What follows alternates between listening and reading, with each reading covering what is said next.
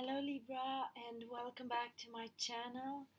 This is a new episode of the quest for life purpose or for the soul's purpose.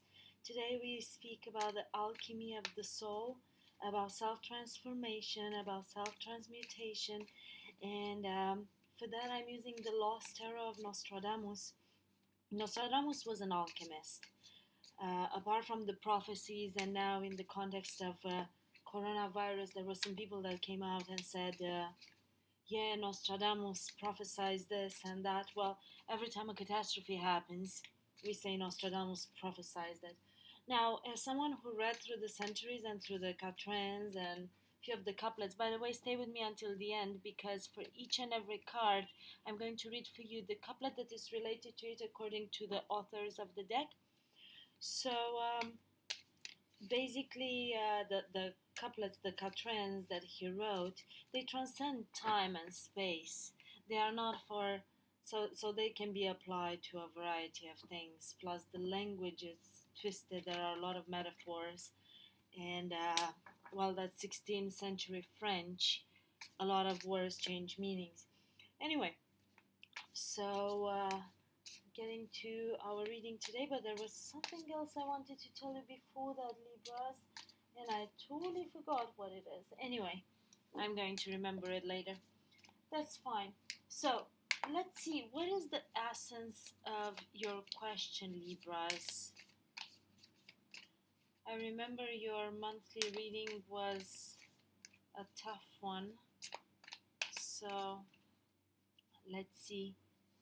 The Five of Moons. This is the Five of Cups. Keep in mind I'm going to draw the cards first and then I would prefer to meditate a little bit on them because the artwork is very revealing and it has a lot of historical references. Oh yeah. So I was telling you about Nostradamus predicting coronavirus. We need not to forget that Nostradamus was somehow a medical professional, right? He was a follower and a disciple of Paracelsus. He during the plague, because he lived during the plague, he was helping people learn more about hygiene and nutrition, knowledge that was very advanced for his time. No one else heard about it. So yeah. So let's see what's the emotional basis of the issue. The completed world. This is the world card. So let's see what concerns are there that prevent a solution. The Four of Spheres. This is the Four of Pentacles. It's interesting because I'm receiving this energy. I'm a bit lightheaded, but not in a sense where I would faint, but it's a very interesting energy. So, what concerns are there to prevent a solution is the Four of Spears or the Four of Pentacles. What are the hidden forces at play in the situation? Fortitude. This is the Strength card. And what brings the solution? This is beautiful. The Two of Cups, the Two of Moons. Okay, guys, give me a minute here. I'm going to come back with the story of this. Very powerful reading, Libra. So we start with the Five of Moons. Five of Moons is the Five of Cups. Basically, we have this king here looking at a book, checking out a book. And on one page, he has the tree, maybe a representation of the tree of life or family tree, right? Because you can only understand the present and the future if you take a good look at the inheritance that you have. However, the Five of Cups, it's a card of grieving, is a card of loss, it's a card of emotional unfulfillment. It's a card that speaks about maybe emotional trauma, childhood trauma, a parent that was abusive, someone that was abusive in your past.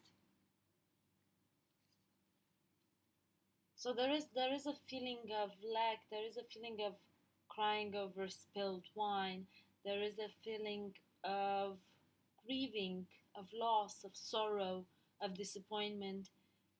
So if you're feeling this in your life right now, because this is the card that came out for the essence of the question. So let's see what's the emotional basis of the issue. There is a cycle. There is a cycle that has to be completed. Maybe there is karma to be paid, right? Maybe you had to go through a bunch of lessons in order to be aligned to your true destiny. There are things that we know, and there are things that we don't know. There are things for which we pay in this life, and they make absolute no sense why we do. But if we would have a deeper understanding of our past lives, then we would see it in a more complete way, right? However, so the completed world, this is the world card. This is a card of completions. This is a card of cycles. This is a card of something coming to an end and something new starting. And here we have a representation of the Holy Grail. This is absolute, the absolute of absolute perfection, basically. Finding the absolute perfection. So you had to go through this cycle where you had to learn some lessons. And I know us as humans, we tend to ask, why is this happening to me? Why am I given this? But you need to keep in mind that Source or the universe or God or whoever you believe in does not give you something for no reason. So whatever it is, good or bad, there is a reason, and there is for your higher good and for your ultimate happiness that you are meant to achieve. Happiness is for everyone. It's a birthright that we have. Oh, the fact that the steps as we take them and maybe the tests that we go through, they make no sense at one point or the other to us. But if we would see them from somewhere from above in the complete context of our life, they would make it would be a totally different situation. How many times have you been through some things that seemed incredibly draining, incredibly painful at some point, and then you look back and you're like, oh, when you look back from a place of calm, right, from a place of peace, you look back and you're like, oh, that totally makes sense. That happened because of that, and that happened because of that. To be honest, I think my biggest moments of growth, they didn't come from comfort zone. They didn't come from a place where I was okay and I was like happy. No, they came from deep sorrow. That the other day I've just realized that for me, because I've been reading a lot about Saturn entering Aquarius and then going back into Capricorn for a little bit, and I was wondering if um, my Saturn return was in Capricorn, and actually no, it wasn't in Capricorn, it was in Sagittarius, right? So just to put this mystery to bed, I'm 33. So I realized, and I looked back on what it means, and I was like, oh, okay, that makes total sense. Yeah. Oh, yeah. Yeah. Anyway, enough about me, so let's go on. What concerns are there that prevent a solution? In traditional tarot, the Four of Pentacles, this is a card of holding on to something. This is a card of avarice. This is the miser of the tarot. However, in this deck, it's not like that. This is someone who is very much abundant. It's a representation of King Midas, actually. But when King Midas became greedy, so King Midas was the one who was able to transform everything he touched into gold. But when he became greedy, by accident he touched his daughter and he transformed her into a gold statue. You see, like the Greek myths always have a good thing and a bad thing. It's always is. They never finish in a positive way. Okay, they never have a happy ending. So this individual here is actually very giving. Is actually not the one that is avarice and holding back, and he's very giving. he shares his wealth with others. But now it depends on the motives for which he does it. Does he do it because of the kindness of his heart, or does he do it just to look good in front of others? So this is an interesting question. So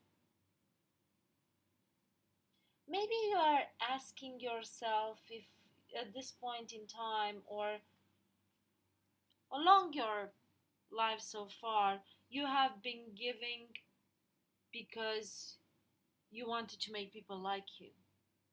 You wanted to have people around, and then you somehow kind of felt that the only way for them to like you is to give them something.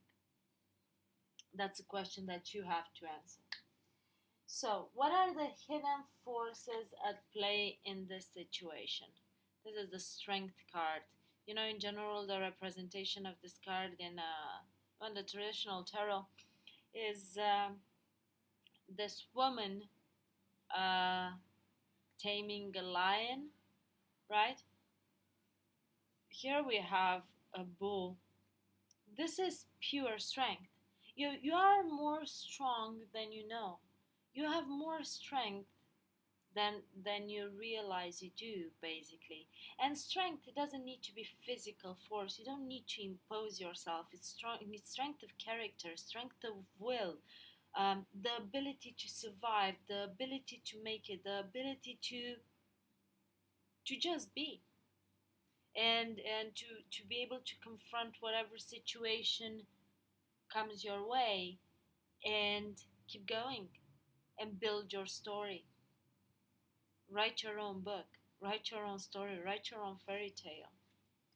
So basically what the universe or God is telling you, you need to harness the strength that you have inside of you, and you might not even be aware that you have it. Maybe you feel you are the victim in any situation or in most of the situation, but actually I think the survivor is one of the least glorified individuals, right? We all glorify the winner of a battle, the one who came victorious, the warrior, the this, the that. But how about the survivor? That's a topic for you guys to think about. So, what brings the solution? Well, to me, this is the card in tarot, even more than the Lover's card. The Two of Cups is the card that speaks about a true soulmate, a twin flame, coming into union with that divine partner that you have. So maybe a union of hearts is what's going to bring you the solution for this emotional unfulfillment that you feel, for helping you treat your past traumas, basically. Very powerful and very beautiful reading, Libra. Let me read for you the Catrans. So let's see. Let's see. The Five of Moons. The Five of Moons. They will offer themselves to Luna within the Quinns, where they will be taken and placed in a strange land. Maybe you had to move from one place to the other. Maybe you feel you have lost your roots. The World card. The World card. The completed world. When the sun reaches its zenith, then will my deep prophecies be accomplished. The Five of Spheres. The sublime form, invisible to the naked eye, will be veiled by obsessive thoughts. Obsessive thoughts. Sometimes I just don't recognize my own handwriting, and I have not a bad handwriting. So the sublime form, invisible to the naked eye, will be veiled by obsessive thoughts, maybe veiled by thoughts of making more money or having the money, or that's not abundance, that's avarice, that's hoarding. Not that I judge, but just my thoughts on the topic, my 2 cents. Fortitude. The female bastard to so high a place ascends, the late return will make the sad ones glad. Actually, this is a reference to Queen Elizabeth, I think. Let me check for you guys, actually. I think. Let me not say something stupid. Yeah, the ascension of Queen Elizabeth the First. And the Two of Cups, the Two of Moons. People gather to see the newest this is the One of Moons, but for some reason I felt like reading it to you, so let me read it. People gather to see the newest spectacle. Princes and kings will worship attendance. To besieged by ardent passion, their their thirst will not be quenched by 2 full cups. Yeah, I don't know why I felt like reading for you the message for the Ace of Moons, but maybe there is something there. Libra, if you have resonated with this message, please drop me a comment below. I would be very happy to hear your thoughts. And don't forget to like, share, and subscribe. I'll be very grateful for that. Keep checking my channel because I post quite a bit of content these days and I try to bring you unique topics. In between, take care, stay safe, and love and light.